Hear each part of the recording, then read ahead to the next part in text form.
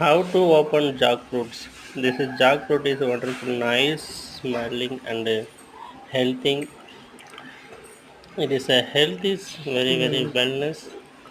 This இதுக்கு பேர் fruit தான் is கொட்டை. very super and taste is நீங்க நினைக்கிற மாதிரி இல்ல. 100% achieves.